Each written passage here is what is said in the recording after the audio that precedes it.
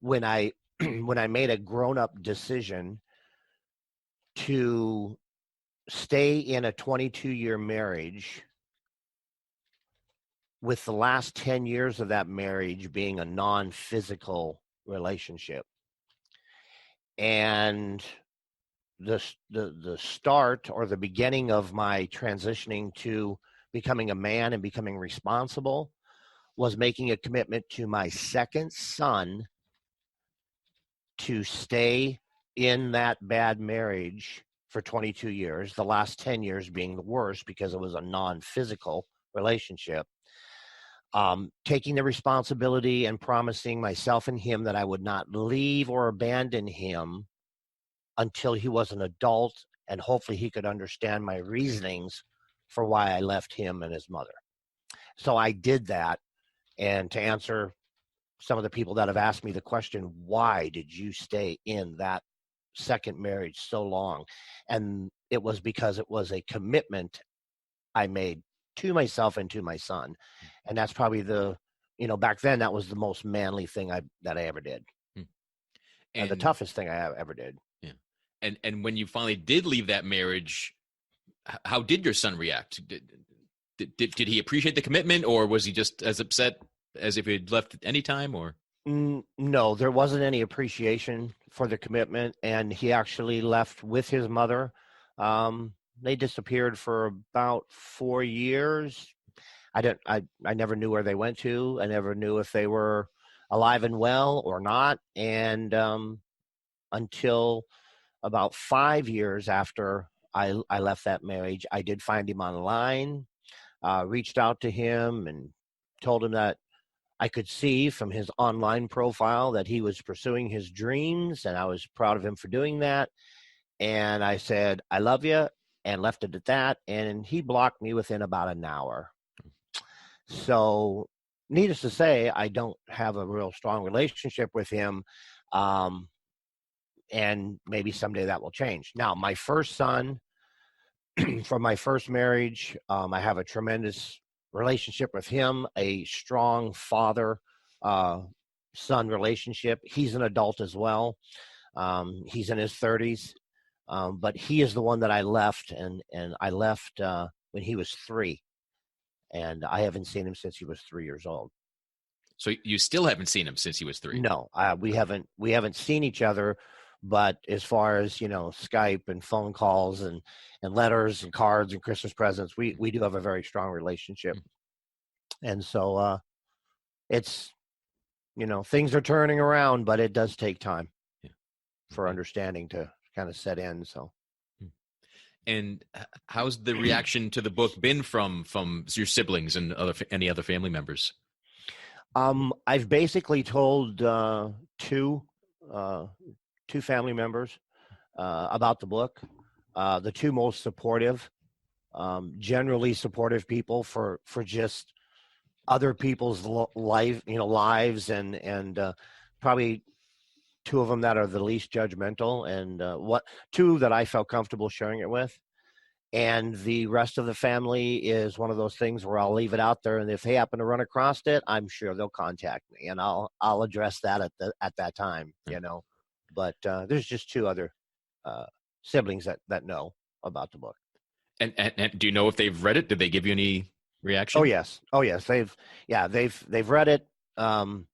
Actually, one of them has read it and gave me great feedback. They loved it. They understood why I wrote it. They understood the importance. But some of the things that they read was very hard for them because they had to kind of go back and relive some of the pain that I lived. And so we had kind of a shared sadness in certain sections of the book. But, they were happy that I stated that and that I got that out. In a sense, I kind of got that out there for them as well. I wanted to ask, since you were the youngest of 10, I know there was a point where all your older siblings had all moved out of the house. It was just you and your parents for a while. Mm-hmm. But was your experience growing up in that house similar to your siblings? Did they have some of the same issues and challenges and abuse scenarios?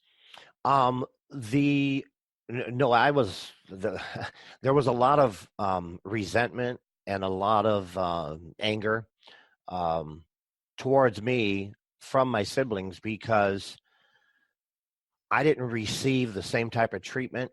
I basically came 7 years later from the last child, so there was a 7 year gap of no new kids. Mm. So 7 years later, when I showed up, it was like life's going to be different for him because he's the very last one. He's the baby. He won't get the violence, the abuse.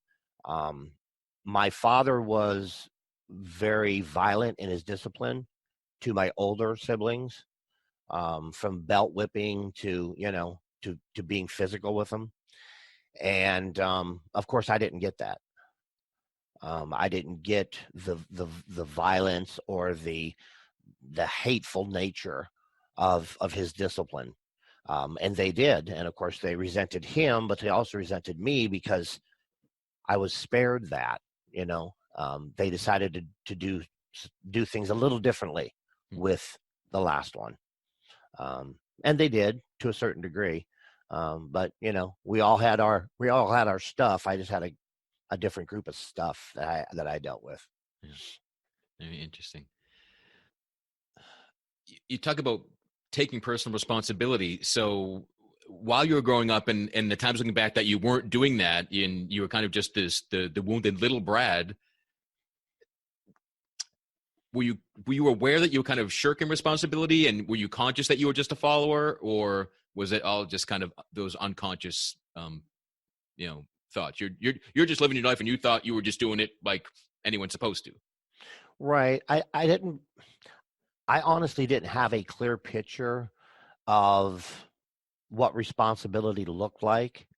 I knew that I could work hard, and throughout the book, dozens upon dozens of jobs.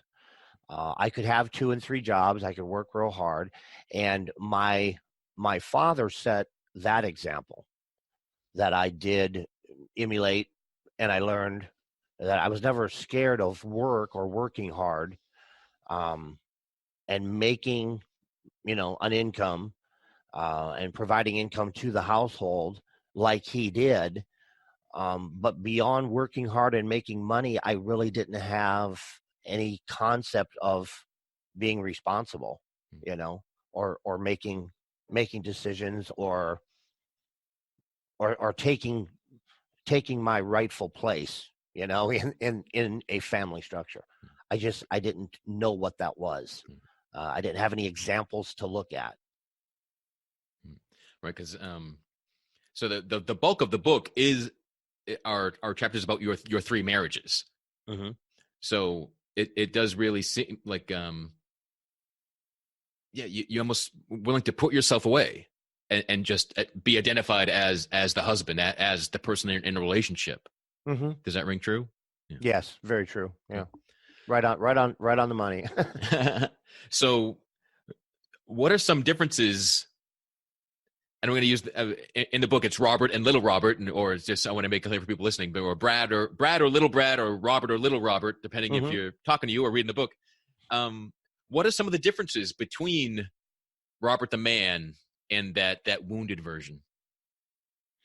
Like I said, the biggest transitional part for me is when I left the second marriage, and when my second son had reached the age of being an adult, and I had been doing a lot of work on myself throughout those years. Music had always played a really important part in my life. I always wanted to be in the entertainment business. I wanted to be I was for a while. I was an Elvis Presley impersonator, and I wanted to be like him. He too had a lot of sexual energy. He had a lot of confusion. He was a mommy's boy. Uh, Him and his father Vernon had a lot of head-to-head, confrontation. He didn't get along with him as well as his mother.